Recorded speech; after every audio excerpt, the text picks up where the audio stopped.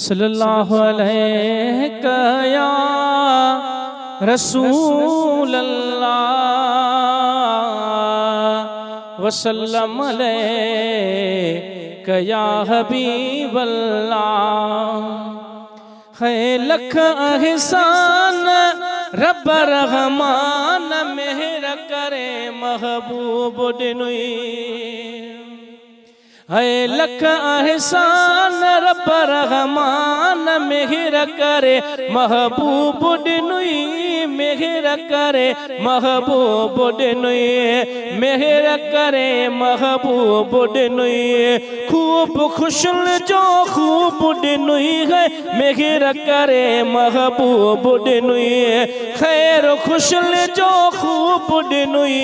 लख एहसान रब रहमान कुर्ब करे महबूब दिनुई।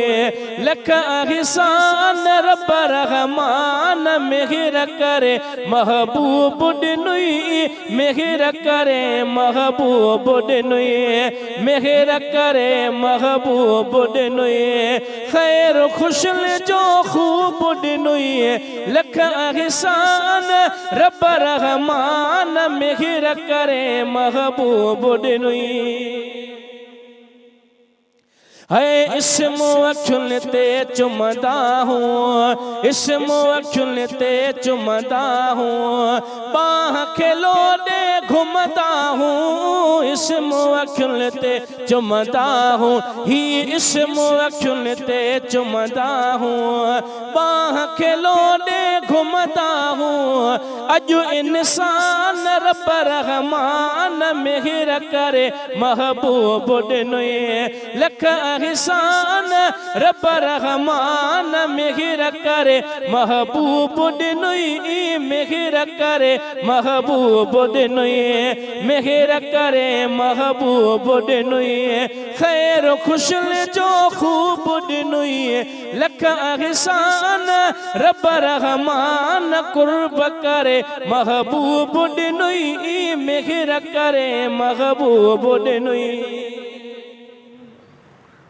सदर सवा लख नबियां जो सुनो सदर सवा लख नबियां जो वारिस सभिनी वलियन जो।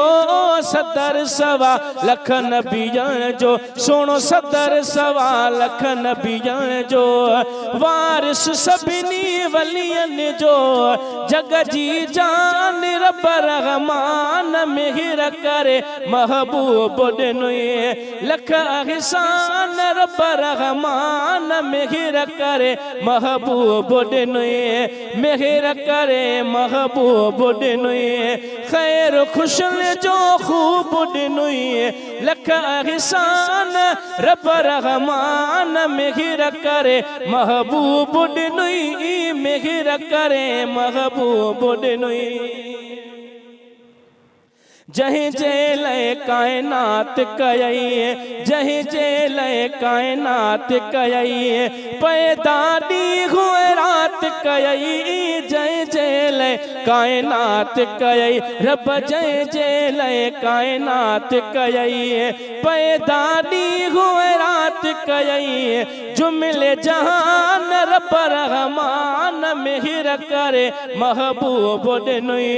लख एहसान रब रहमान मेहर करे महबूब दिनुई। चाह मचारई पहर फकीर। चाह मचारई पहर फकीर। हाजी मखना मगर फकीर। चाह मचारई पहर फकीर। हाजी मखना मगर फकीर। पढ़ शुक्रान रब रहमान कुर्ब करे महबूब दिनुई। लख एहसान रब रहमान मेहर करे महबूब दिनुई। मेहर करे महबूब दिनुई। मेहर करे महबूब दिनुई। खैर खुशल जो खूब दिनुई। लख एहसान रब रहमान मेहर करे महबूब दिनुई। सब्सक्राइब कयो असांजो official YouTube channel SIM TV HD Islamic. ऐं वधीक अपडेट लाइ बेल आइकन खे क्लिक करियो।